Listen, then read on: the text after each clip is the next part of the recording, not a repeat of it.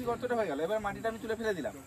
এবারে কি করব, খুরপির সাহায্যে 1 ইঞ্চি ধার থেকে, মানে এখান থেকে 1 ইঞ্চি, এখান থেকে 1 ইঞ্চি মাটিটা নিয়ে আমরা বাকেটে রাখবো।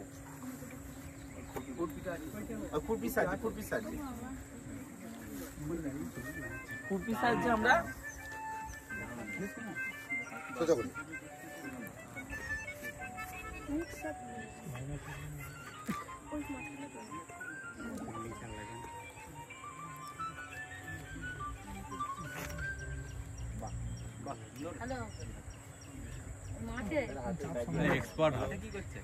হচ্ছে, বুঝতে পারছেন সবাই? দেখতে পাচ্ছেন তো পেছনে যারা দাঁড়িয়ে আছেন, হ্যাঁ হ্যাঁ হ্যাঁ ঠিক আছে, একদম ঠিক।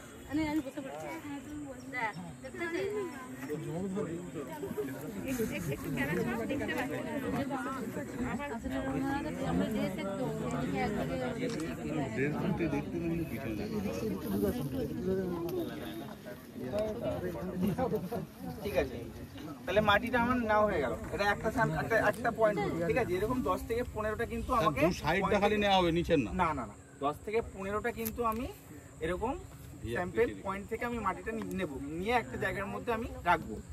রেখে নিয়ে এবার কি করব, আচ্ছা আরেকটা নিন তাহলে ভালো হয়। একটা হয়েছে তো, এবার দাঁড়ান, এখান থেকে জায়গা আছে, এটা ফেটে দাও, এখান থেকে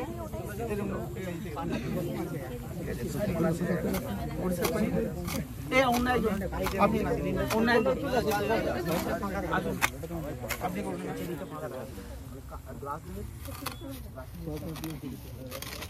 এইটা আমরা এখান থেকে স্পেস নেই বলি, নাহলে আরো একটু দূর থেকে নিতে হতো, ঠিক আছে?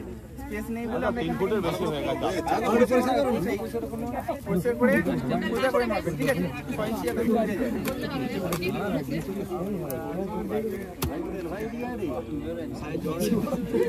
ঠিক আছে, উল্টো দিকে গিয়ে আরেকবার, হ্যাঁ ঠিক আছে ঠিক আছে।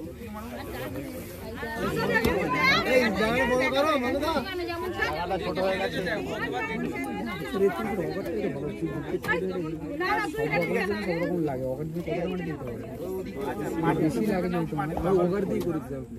সব রকম ঠিক আছে ঠিক আছে, একবারই করতে হবে, এটা একবারই করতে পারলেই ভালো, ঠিক আছে?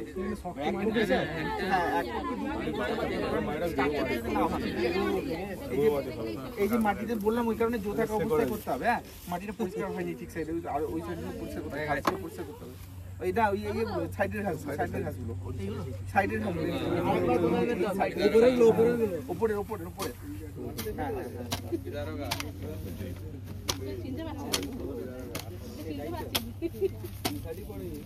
ওটা একটু ভালো করে পরিষ্কার করতে হবে, কারণ তাহলে হচ্ছে ইয়েটা হবে না, নোংরাটা পড়বে। এবারে হলো তো, এবারে শুনুন, এবারে ওই সেম প্রসেস, খুরপির সাহায্যে 1 ইঞ্চি গভীর করে দু সাইডের মাটি নিয়ে নিতে হবে। কেন এরকম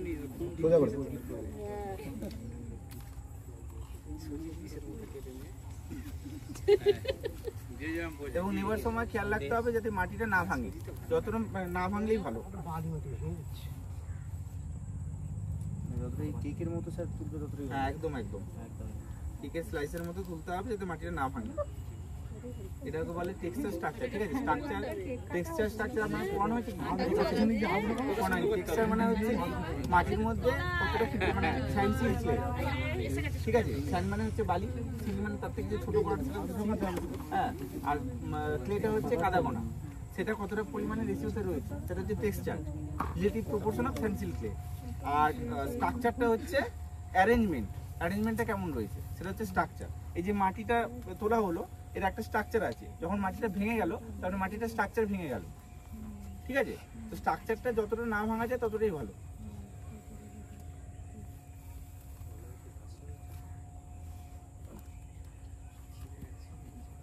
এবং এই ঘাস যেখানে হয়েছে তার মানে বুঝতে হবে যে ওই মাটিটা স্ট্রাকচার ভালো।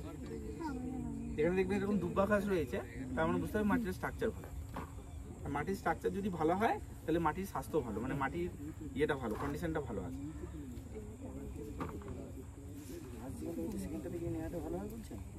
হ্যাঁ মানে ঘাস হলে বুঝে নিতে হবে স্ট্রাকচারটা ভালো হয় এবং সবথেকে ভালো আপনি ঘাস নয় মামলাতে তুলতে হবে হচ্ছে দুটো রোয়ের মাঝখান থেকে আল থেকে 3 ফুট দূরে আল থেকে কিন্তু আলের ধারে একদম নেওয়া যাবে না আবার আল থেকে 3 ফুট দূরে নিতে হবে গাছের ছায়া পড়েছে এমন জায়গা থেকে নেওয়া যাবে না ঠিক আছে তো এইসব খেয়াল রাখতে হবে আমাদের এখানে তো ইয়ে নেই স্পেসটা কম আছে বলে আমি এখান থেকে দেখালাম এরকম 10 থেকে 15টা স্যাম্পল কিন্তু নিতে হবে আমাদের নিয়ে এবার একটা বাকেটের মধ্যে সব একটা জায়গায় জমা করে আমাকে কি করতে হবে একটা পলিথিনের সিট বলে ভালো হয় বা খবরের কাগজের ওপর এটা এই বস্তাটা পাচ্ছি হাওয়ায় শুকনো করে দিতে বস্তাটা পাচ্ছি এই বস্তার মধ্যে ঢালো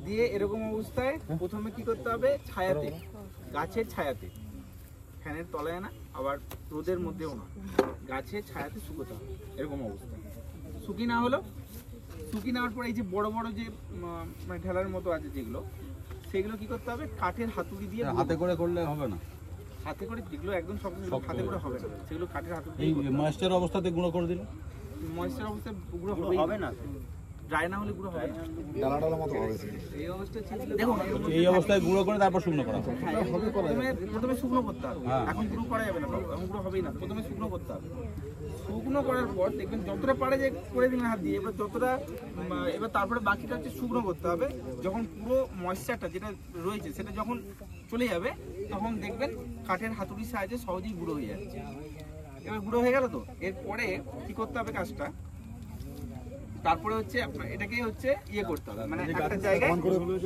না শিকড়গুলো সব বেঁচে তুলে দিতে হবে ওগুলো পুরো সরিয়ে দিতে হবে পরিষ্কার করে নিতে হবে বলছি ওটা করার আগে প্রথমে মাটিটাকে কি করতে হবে বললাম যে গোল করে স্তূপ করতে হবে গোল করে স্তূপ করো গোল করে মাটিটাকে স্তূপ করো একদম এরকম এই ইয়ের মতো আর কি করো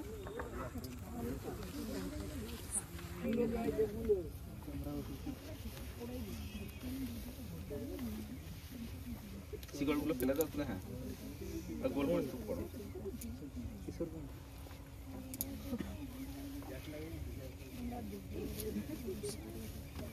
ঠিক আছে এবারে হ্যাঁ এটাকে 4 ভাগে ভাগ করে প্লাস সাইন দিতে হবে আর কিছু না প্লাস সাইন দিয়ে বিপরীত দিকে দু কোণার মাটি ফেলে দিতে হবে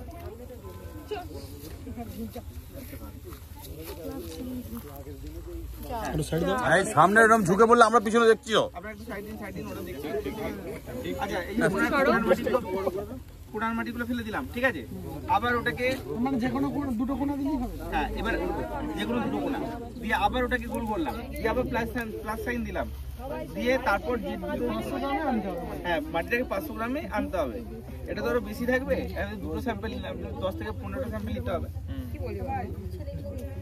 মানে ওরকমটা কতবার করে নিতে পারা যেতে পারে মানে 500 যতক্ষণ না আসছে ততক্ষণ 10 থেকে 15টা মোটামুটি স্যাম্পল নিলেই হবে না আমি বলছি ওটা না স্যার 15 জায়গা থেকে নিলে অনেকটা মাটি হবে তো মানে ওই 500 নিলেই হবে অসুবিধা নেই হবে কতবার 500 লাস্ট পর্যন্ত যেন 500 থাকে মানে অনেক মানে নিতে হবে যতক্ষণ না 500 আসছে মানে যাতে পুরো জমিতে কভার করে দেখুন মাটি হচ্ছে কি বলি কি আমরা মাটির হচ্ছে ফার্টিলিটি প্রেডিকশন করা তো সহজ কাজ নয় আমরা এখানে যদি মাটিটা পরীক্ষা করি একরকম হবে ওইখানে মাটিটা পরীক্ষা করবে একটু সামনে ওখানে আরেক রকম হবে মানে খুব একটা পার্থক্য হবে না কিন্তু ভ্যারি করবে ওই জন্য আমরা বলি যে 10 থেকে 15টা স্যাম্পলে যদি মাটি আমরা নিতে পারি একটা এভারেজ বেরোবে